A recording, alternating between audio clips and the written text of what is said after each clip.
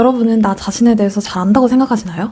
타샤 유리크 박사의 연구에 따르면 95%의 사람이 나는 나를 잘 안다 라고 생각하지만 실제로 그런 사람은 10에서 15%밖에 안 된다고 합니다. 10명 중에 한두 명이라는 거예요. 저도 그중 하나였습니다. 몇십 년간 우울증을 겪으면서 나도 나를 잘 모르겠어 라는 말을 달고 살았는데 지금은 그 경험으로 코칭을 하고 있어요. 오늘 소개할 방법들은 제가 과거에 직접 했던 방법들이고요. 저희 수강생분들한테도 적용해서 효과를 봤던 것들입니다. 정말 실질적인 방법들이니까 꼭 영상 끝까지 봐주세요. 자, 먼저 시작해볼까요? 첫 번째, 과거에 반복됐던 사건 떠올려보기. 제가 엄청 덜렁거리는 사람이었는데요. 어느 순간 생각해보니까 비슷한 실수를 정말 많이 하더라고요. 사소하게는 버스나 기차 시간들을 잘못 알아서 놓친다던가 서류 제출 기한을 잘못 알고 있어서 못 낸다던가 하는 이런 실수들이 많았습니다. 그러다가 어느 순간 나는 버스 시간을 맨날 잘못 보는구나 하는 자기인식이 생기더라고요. 이 자기인식이 생긴 후로부터 일정들이나 시간을 미리미리 한 번 더 확인해보는 습관을 가지게 됐어요. 그래서 근 몇 년간은 일정 관련해서 실수한 적이 한 번도 없습니다. 그런데 이런 건 사소한 예시고 큰 예시로는 내가 연애를 할 때 어떤 마음으로 시작해서 어떤 행동들을 자주 했었고 그리고 또 어떻게 끝이 났었는지 또 과거에 친구를 사귈 때는 주로 어떤 마음이 들었었고 어떤 상황에서 갈등을 겪었었는지 친구와 싸울 때는 또 내가 어떻게 행동했었는지 과거에 있었던 마음 변화를 알아보기 위해서 인지하기 위해서 노력했습니다. 또 제가 힘들 때마다 일기를 썼었는데 3년 만에 과거에 쓴 일기들을 쫙 살펴봤었어요.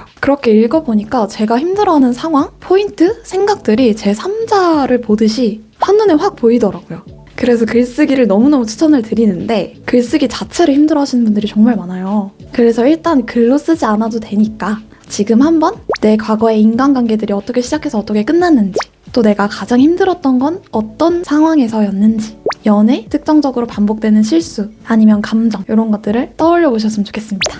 두 번째, 나만의 정의사전 만들기. 이건 그냥 제가 글쓰기를 잘하고 싶어서 시작했다가 너무 좋아서 저희 수강생들에게도 썼던 방법인데요. 어떤 한 단어에 대한 정의들을 써보는 거예요. 예를 들어서 사랑이라는 단어의 뜻이 뭐라고 생각하는지 적어보는 거죠. 사실 우리가 어떤 한 단어의 뜻을 정확하게 알고 사용하는 경우는 정말 드물잖아요. 대강 의미만 알고 새기고 사용하는 경우가 많은데 그 단어의 의미가 곧 나 자신의 가치관, 신념, 생각 이런 것들이 들어있더라고요. 예를 들어서 강하다 라는 단어의 의미가 무엇인지 설명해보라고 했을 때 어떤 사람은 어떤 일에도 일희일비하지 않는 것 이라고 대답하기도 하고 어떤 사람은 모든 싸움에서 이기는 것이라고 대답하는 사람도 있어요. 둘의 의미가 너무 다르지 않나요? 이렇게 나만의 단어 사전을 만들다 보면 내 생각에 대해서 스스로 인지하게 되고 한 번 더 생각해 볼 수 있는 계기가 될 수 있습니다. 지금 당장 슬픔에 대해서 정의해서 댓글로 남겨보세요.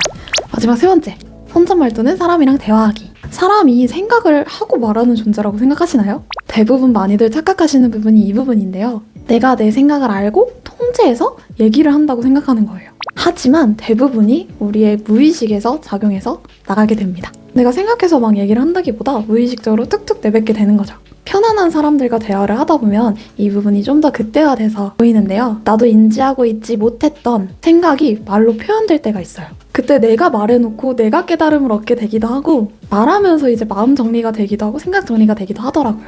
특히 고민이나 갈피가 잡히지 않는 생각들이 있을 때 솔직하게 대화해보세요. 혼잣말도 괜찮습니다. 나도 모르게 이미 결정되어 있는 정답이 말로 나올지도 몰라요.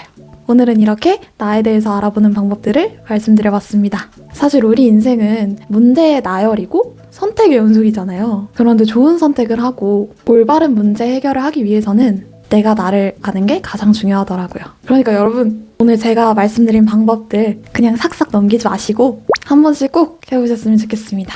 혼자서 하기는 너무 어렵다. 누군가 나를 끌어줬으면 좋겠다. 하시는 분들은 아래 댓글 통해서 소책자 신청해주세요. 제가 친언니처럼 도와드리겠습니다. 그럼 오늘 영상도 봐주셔서 감사하고요. 다음 영상에서 만나요. 안녕.